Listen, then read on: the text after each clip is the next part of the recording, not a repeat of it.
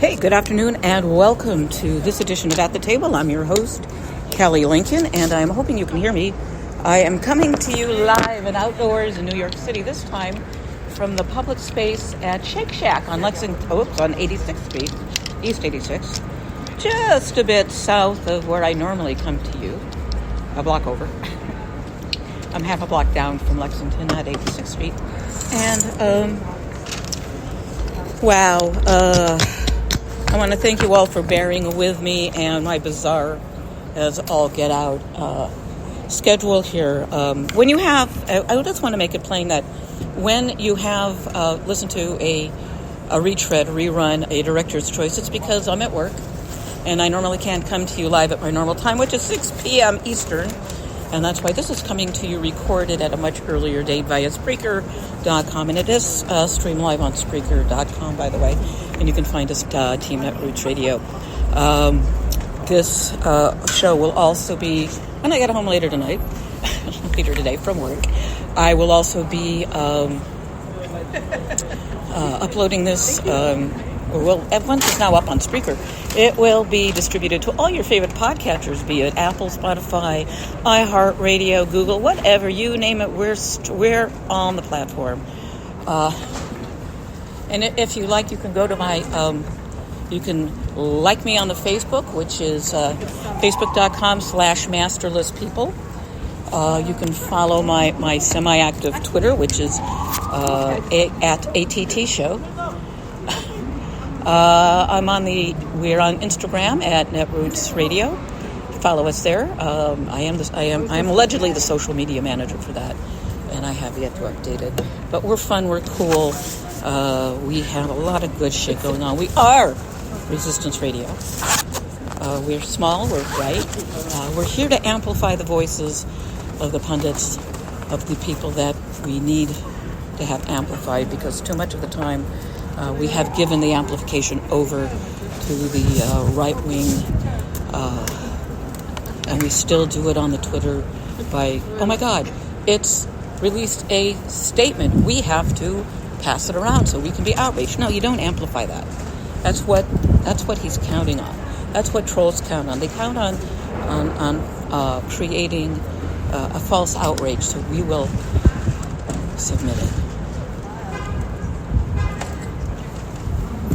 Get it around. And now, speaking of that, we now have Donald Trump trying to get Montana to change its primary rules so Liz Cheney can't get crossover votes,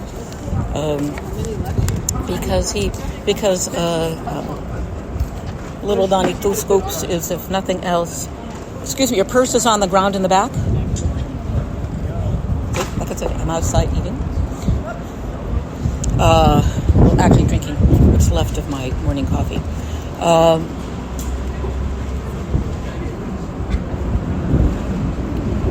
To prevent her from being reelected, because he's got a mad on.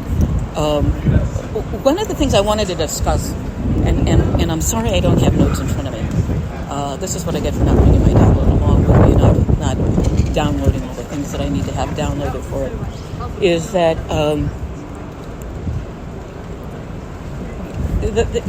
little Donnie, Vinny the Chin Jr., because he thinks he's John Gotti. He's really Vinny the Chin, as we'll soon see. Is not just a narcissistic personality, he's a destructive individual. He's not getting his way, so he's bound and determined to pull everything down. Well, as long as since everything is crumbling around his personal life, he has to bring it down, everything down around him as well. And he's got the willing cadre, which is not unusual for somebody like that. And some of the cadre is beginning to understand that he doesn't give a right shit about them. And by the way, this is explicit content, so if you're under 18, be warned. Even if I'm not using vulgarities, curse words, whatever, I still place an explicit on it because it's consistent. And besides, I consider some of the topics vulgar. Some people vulgar. Like the person I'm speaking about now. And Every state is like there's like a cult following, like every 4 years. one of the biggest things we need to do as progressives, liberal Democrats, anyone who loves the democratic form of government that we currently have, is to stop sitting behind our keyboards. We used to make fun of the keyboard warriors during the W administration. Well, I've seen that we've become the keyboard warriors. We're more inclined to sit behind our keyboards and rail while the other side is out taking action. Do you really think that if we had been in the streets, we would have seen January 26th? I doubt it. Might have been a lot of talking about that, but I doubt it. And again, we need to start battling for the airwaves, because we've ceded far too much of it to the right and the extreme right. And again, I'm sick and tired of hearing people tell me, but we've got Rachel Maddow, we have Lawrence O'Donnell. That's all we've got. You can go to YouTube and see a plethora of right-wing channels. Where are the progressive liberal ones? Same thing on Twitch. I'm seeing more and more right-wing QAnon conspiracy streamers coming on. Where are, besides Hal Sparks and Hassan Anabian, where are the progressive liberal Democrats, the democracy-loving people of both political parties? Where are they on these platforms? Blog Talk Radio still has a plethora of right-wing conservative talkers. Just try and find a top-rated progressive liberal democratic show. You won't find it. Very hard to find. You won't find it in the top whatever. Go to Facebook. You know, right-wingers are screaming about Facebook's algorithm and how they're censoring their speech. But then when you take a look at the breakdown, you'll see that Ben Shapiro and Fox are like the top. You know, so we need to get out into the trenches and start pushing back and start echoing and amplifying our talking points. Verbal out and out talking and supporting our president. Our history, no matter how uncomfortable it makes. It's just not hand-wringing talk about. We need to talk about the discomforts that come with a democracy.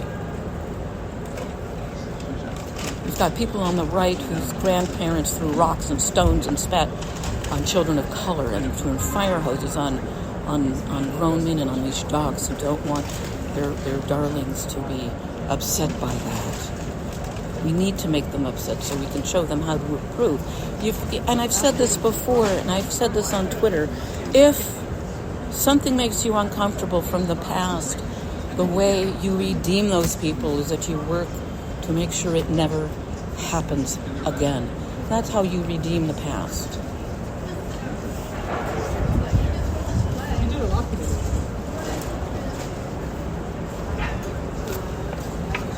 That's what the phrase "never again" is. You redeem the past by never allowing it to happen again.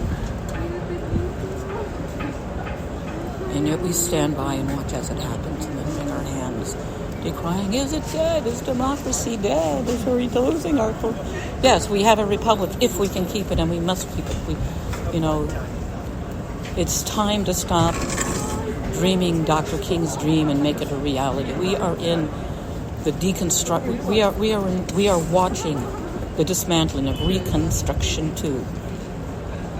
And are we going to stand for that? Are we going to allow so-called parents to intimidate school boards into removing books from the shelves? We are seeing the resurgence and the emergence and the domination of the John Birch Society.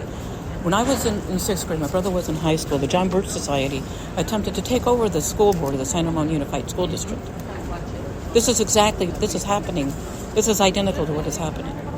You don't think the Koch brothers' father was one of the major founders of the financiers of the John Birch Society. You don't, this whole bullshit about gun rights and this, that, and the other, it's all John Birch Society. You can find it in PDF form. It's called the Yahoos. And there's by Mike Newberry, and there's another book. It's on the John Birch Society, written during that time period, called The Fascist Renewal by Mike Newberry. And they talk about the John Birch Society and its aims. And it's what I'm looking at now and seeing now and hearing from school board, these people intimidating. It's no different from what was going on back in the 1960s and the 1970s, except now they're a bit more violent. And I'm saying, we had an individual in office for 4 years that gave everybody permission to be ugly Americans, truly ugly Americans, to be rude, to be mean, to be venal, to be selfish, a little less, to be violent when things didn't go their way.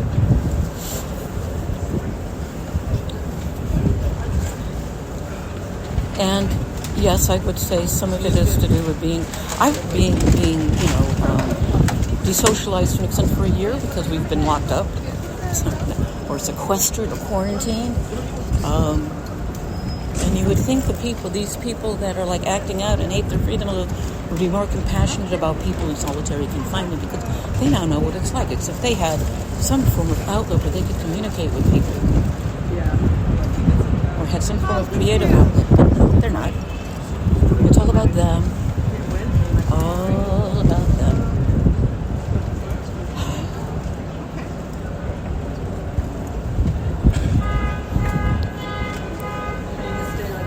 I spent February, March, April, May, June, July, 4 months. Not in my own space, but in a hotel room during the quarantine, the shutdown here in New York. And not even I went so far as to whine, bitch, and moan. I mean, I had a night. What I liked about being locked down was, as we all did, we're living in a single-room occupancy building where we share bathrooms with 8 other people in each suite. Is that we all had our own bathrooms. The hotel room that I was in was actually twice the size of the space that I'm living in. And yeah, it was heartbreaking to leave. It was nice. We had some nice space. Yeah, the 2 beds made it gave me about as much walking around room as in my own space, but I had a bathroom and a shower to call my own. And that was something remarkable. And to hear people whine, bitch, and moan about how long it takes for them to get their drink or their McDonald's or their Burger King or whatever. Give me a fucking break, people. To hear people don't want to work, well, give me a fucking break. Why should somebody in the service / retail industry want to work when you got people that are acting out, being rude, thinking, that your minimum wage is that's fine, and you're getting paid enough to take abuse. When you have states that are actively trying to keep cities from raising minimum wages, or you have businesses that are raising prices because they can and say, oh, it's inflation. We can blame it on inflation. We're making profit hand over fist. It's inflation. And then we have the autarchists. I kind of like that, rather than because it's a better term. We call them sovereign citizens, freemen on the land, whatever. But these are people that think nothing applies to them. They are self-governing, and rules don't apply. Society's rules and law do not apply to them. And this causes a lot of issues because civil society is built on the agreements of consensus. We agree that murder is wrong, theft is wrong, wage theft is wrong, humiliating people because they have, by taking the shirt off their back. That's actually, I've talked about this before. And somewhere along the way, and I just say it was capped off under the last 4 years, the last president, that there was a collective decision to split the consensus reality, and that has been going on for a while.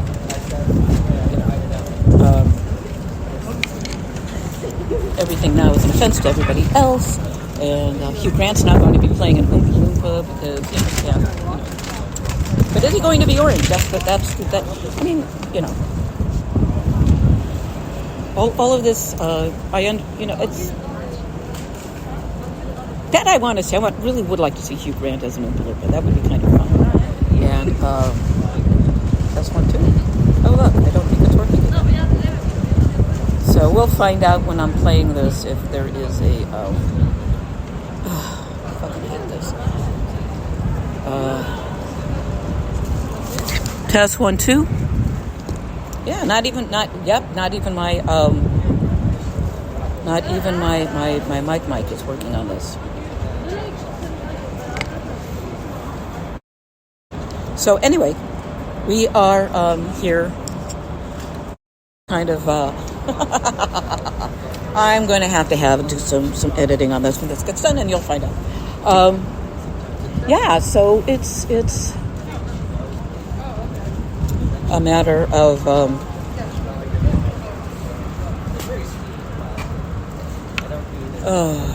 how's the best way to say this? Looking at ourselves, asking, what can we do to make things better? How can we repair our society when there are so many people that are determined to keep it broken? And that's important to understand. Ask. I mean, we don't need empathy anymore. I'm done with empathy. We don't need sympathy. We don't, what we need to do, if you wish to. And there are ways to talk with people that are obstinate, that are obstinate defiant disorder. You're not the boss of any of this. You don't come at them and tell them what to do. You need to ask them questions. You need to ask them, well, why? Why do you feel, and if you can do, and ask them, their own words, not talking points. And you'll find out if what they are saying is actually what they believe, or something that they've picked up along the way and are just parroting. And this is the joy of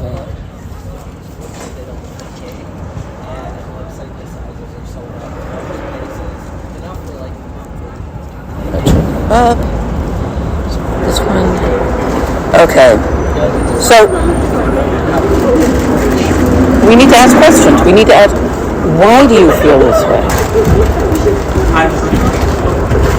Have you what besides clicking a couple of Twitter links? What other research have you done? Have you read? Have you gone to Centers for Disease Control? Have you gone to Healthline, to WebMD, to the Mayo Clinic for your information, or are you just relying on word of mouth and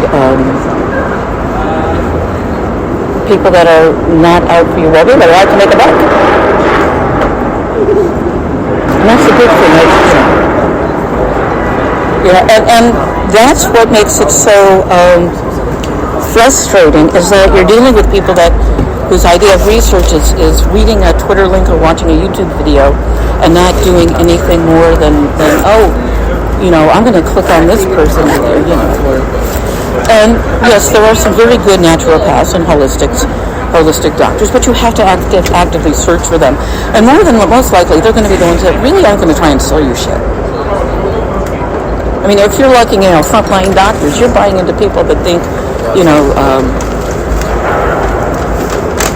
are demons. There are, I am not going to say there aren't demons. I believe there is more to this world than we acknowledge.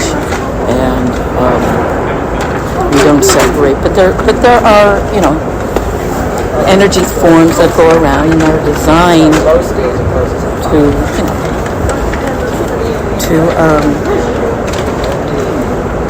confuse us.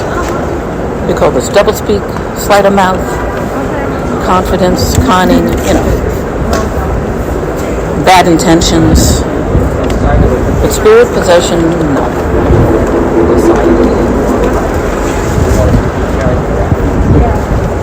And you have to take a look, and I'm also beginning to think, I'm also beginning I started reading the book The Decline of Magic, which talks about how there was a separation between the spiritual world and the enlightenment. We've heard like split ourselves off from the spiritual world. And I see no reason why we can't be rational and spiritual. But I do take exception to those that decide that it has to be woo and crystals this, that, and the other, and take it to extremes. Because, by living in the they talk about the natural world, but people don't understand what that means.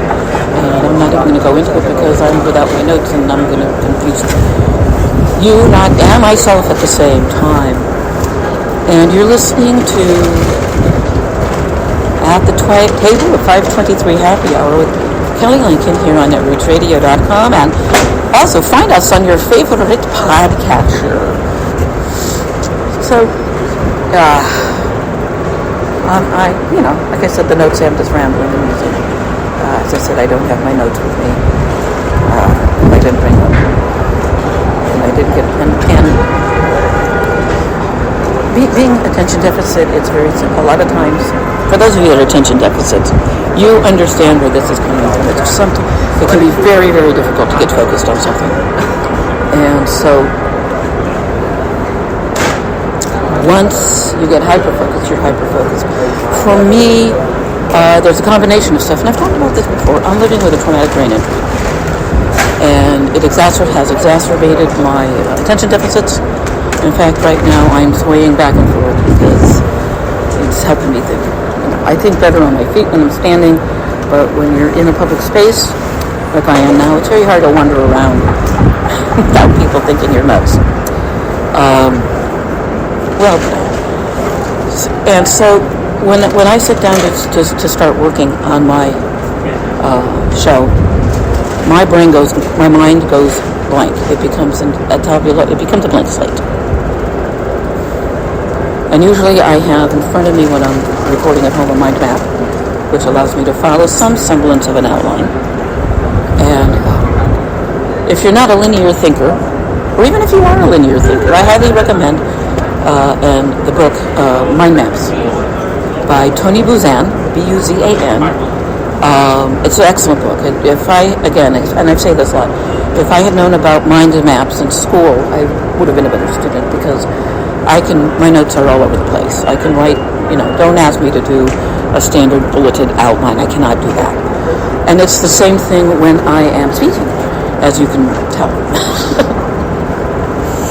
But what we have going on right now, not just here in America, but around the world, is a very dangerous situation, and that is, and I hate to use the word the weaponization, but that's exactly what is going to be, the militarization of anti-vaccine, anti-masks people. And you can see that with what happened, what's going on in Ottawa and other cities in Canada, and how they are conflating the breaking up of the protests with dissidents and purges and blah, blah, blah. But if you also take a look, you can see the abject hypocrisy of it, because these are the same people that were cheering when Black Lives Matter was broken up, when water hoses were turned on water protectors at the pipeline, Keystone Pipeline, and now they're finding that they're being, they loved the police then, but now they're finding out that they're being held to the same situational standards, and they hate it. They are freaking out. screaming, Nazi, Nazi, Nazi, Gestapo, Gestapo, Gestapo. Well, no. They got it all wrong. See, if it was Nazis and Gestapo, they would have been mowed down. They would have been shot dead. If it was like East Germany, Stasi, they would have been shot. If it's Russia, they would have been shot and beaten black and blue. But they're just being arrested. How dare they arrest these patriots with their Confederate flags and their Trump flags in Canada? I'm just hoping that if these people that are arrested with their Trump flags and Canadian and Confederate flags turn out to be Americans, that they are fucking charged to the full extent of Canadian law. See, Americans, and this goes all the way back to Americans need to remember that once you step outside of the United States of America, the constitutional guarantees do not apply to you. No longer apply. You are now bound by the laws of the country you are in. And this is where people have an issue. They don't quite understand why Canadians can't open carry, why they don't have the same Second Amendment rights. That's where I've seen posted. They don't understand why in Singapore you can get your little ass caned, fined, and jailed for chewing gum. But he's an American. You don't know. You have to understand the laws of the land you're going to go visit. And if you can't do that, well, stay the fuck home. Can't wait till people start finding out that they can't travel because they need to show proof of vaccination. Vaccinations, all of them, not just for COVID, but for everything else. And see, I still want to take a cruise because I want to get my diving certification. And there is one cruise line that offers onboard closed water lessons, and your open water test is in the Bahamas. So I want to do that, but I want to wait. I'm going to wait. There's a convention I want to go to, and hopefully it will be in person. But it's up to them to decide if we're going to be face to face and what the protocols are going to be. Are we going to be limited? Will we be masked there? So that's what's going on. That's how it's working. I'm fully vaccinated. I've got my booster shot, but I'm also still high risk. I'm an asthmatic. I'm a diabetic. Currently, way more than I should. I'm working on that one, and I'm proud to say that I have a company called Musing Las. They have some really they have like fidget cubes, and they also have this really cool thing called in real IRL achievements. And there's a series of them, and I currently have the one for weight loss, and I'm 3 pounds away from being able to open up and display the 10-pound weight loss coin. So they've given you something for goals. Another one I want to get for drawing.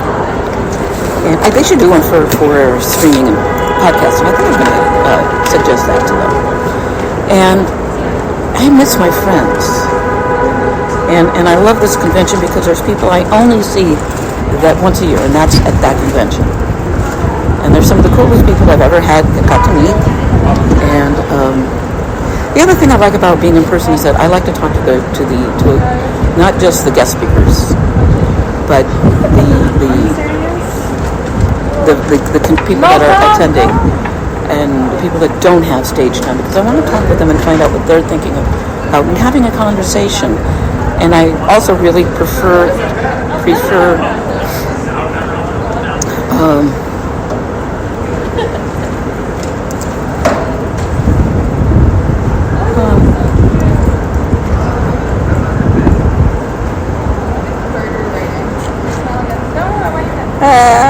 I cannot. I'm trying to.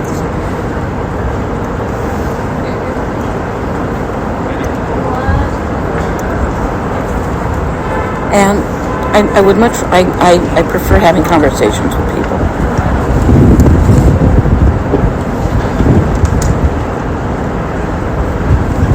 And I also miss getting my cookie every year. I have one friend that every year she brings me a home-baked cookie. That's the real thing. I miss my cookies.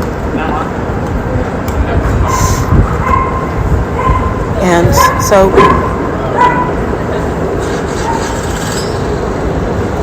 listening also gives me it also a nice way to exchange information, to listen to other people, to their ideas and their and their positions on things, and I like good talk.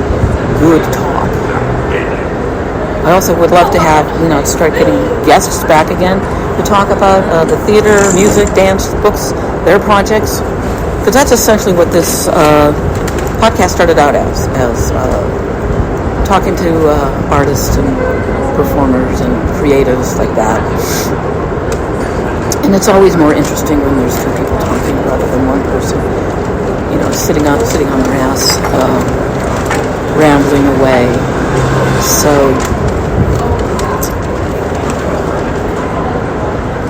I like talking to you. I want to hear what you have to say.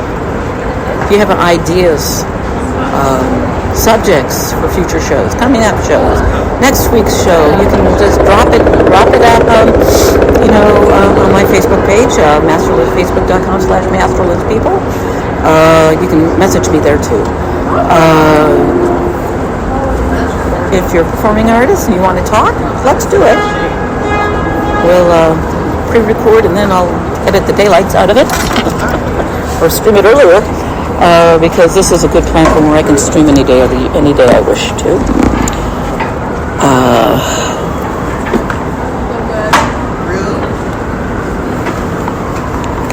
You just want to talk about, if you have a position like that, I'll talk to somebody on the right to find out but I want to know exactly what you think, what you believe, not talking points. Talking points are easy. Because all you have to do is spit it back.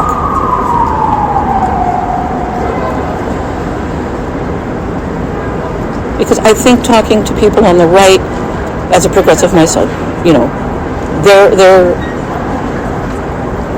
I can say this. When I was at UC Davis now, I was at San Francisco State at the time, and I was talking to Aidan Berry, who at the time was leading the Mooney's campus thingy called CARB. And I am definitely not a cold person. Aidan was articulate, intelligent, reasonable, and we were talking about the pathways to the center, and they believe that theirs is the way. Every religious organization believes that their way is the one and only true way. And in the context of our talking about this, he was able to agree with me that there are many paths to the one. So I know there was room for agreement, for that sort of, not necessarily a compromise, but an understanding. And as somebody in the performing arts, and somebody who has grown up around celebrity, I am utterly mystified by the fact that nothing that this failed real estate agent, proper real estate man, has gripped so many people. And I want to know what it is. It is because he comes off as base and as crude as some of them, or that's what I want to know. Why is his crudeness, his vulgarity in the worst sense of the definition of that word, his pettiness, his absolute stereotypical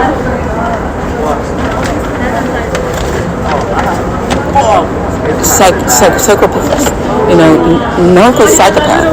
narcissist, so attractive to a lot of people.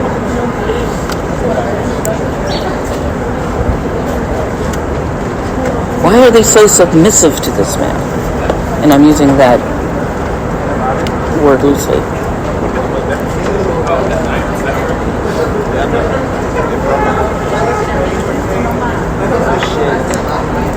And I want to know amongst the bigots, what do they fear about their children being made uncomfortable?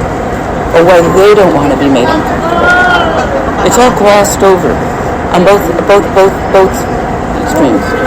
And I want to talk to the targets on the left, as well. Without talking points. What do they seriously believe? They talk about Friedman. Friedman was an Ayn Randian. Was an acolyte of Ayn Rand. And there's so much across the spectrum to speak about that there is a middle ground for action that we all can take.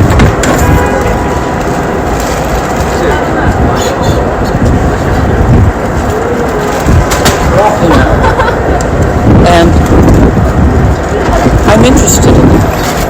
I like that type of intellectual exchange. I like that when you start talking to people and you see different perspectives and you question them and they question you, that you gain new neural pathways. It's good for your brain to question things and to not keep yourself sequestered off and all of that.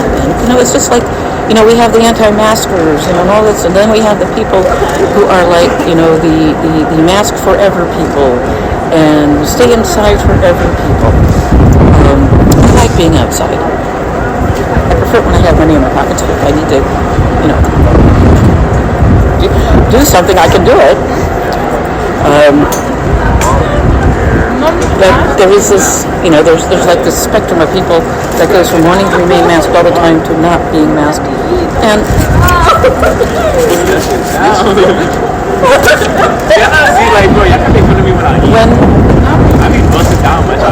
and you can see this. You have the pro-maskers going off on celebrities because they're not masked, but they're in a public venue. They're speaking, and it's okay. What applies in your city-state does not apply to the city-state. And you have to remember that. So just think about if you were traveling, say, from Indiana to New York. Your city may not have a mask mandate going into a business, but here in New York, we do.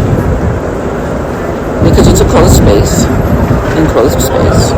And the buildings are far too old to be retrofitted with better ventilating systems.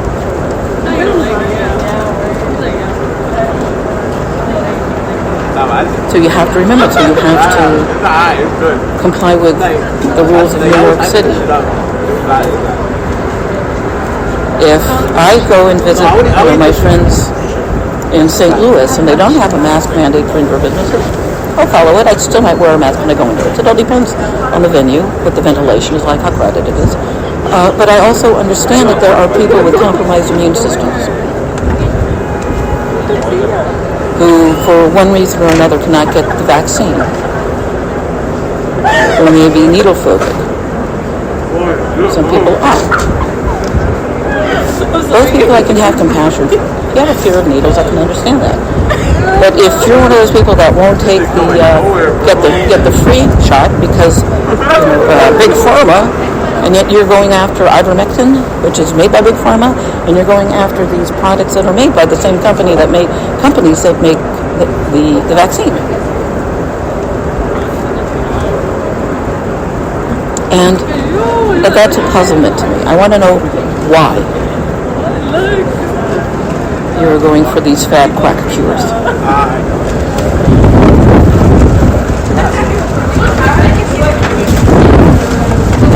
And so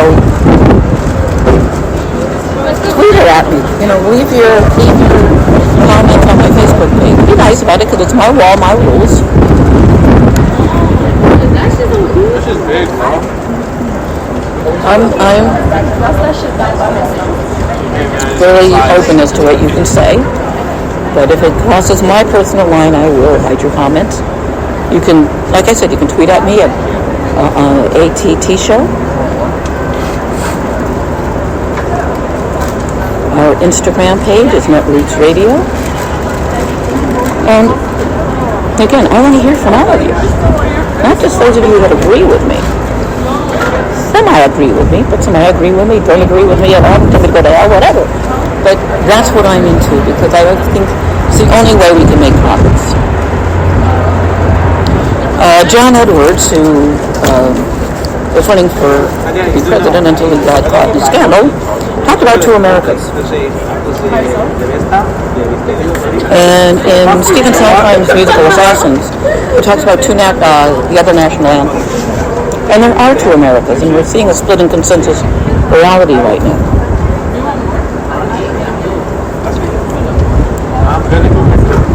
And I want to talk to the people in that other consensus reality.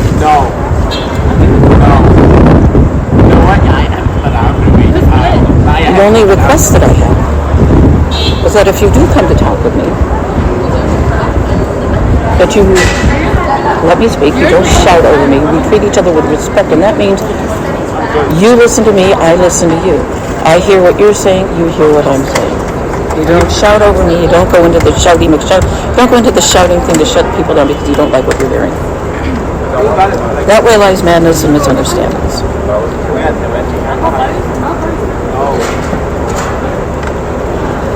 And on that note, stay tuned. There's more show coming up. There's going to be more show coming up. Let me see if I can find something here to play. I need to.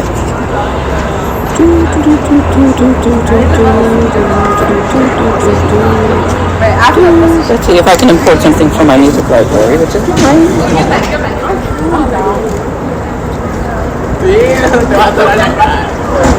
Ahora dice Mariela, but she. That's a compliment. Oh, that's why. Okay, so I'm going to hear through here. Where's my music at? There we go. I just found out why I wasn't able to download shit. Because I didn't download it. Woohoo! Do I have stuff I can download now? We'll find out. Well, a couple weeks ago, I was complaining because I couldn't play any music through this, and then it was like, go for the music library. So we got here.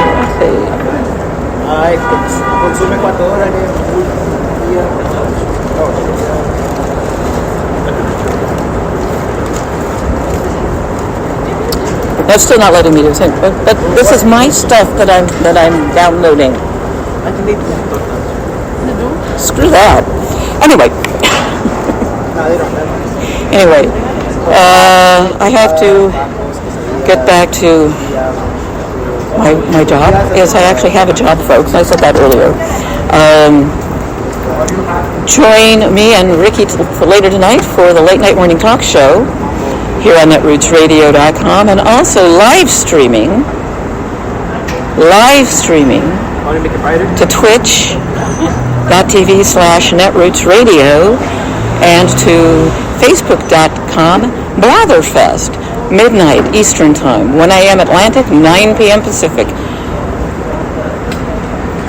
And remember, sometimes you feel like a nut, sometimes you don't. Have a good day, everybody.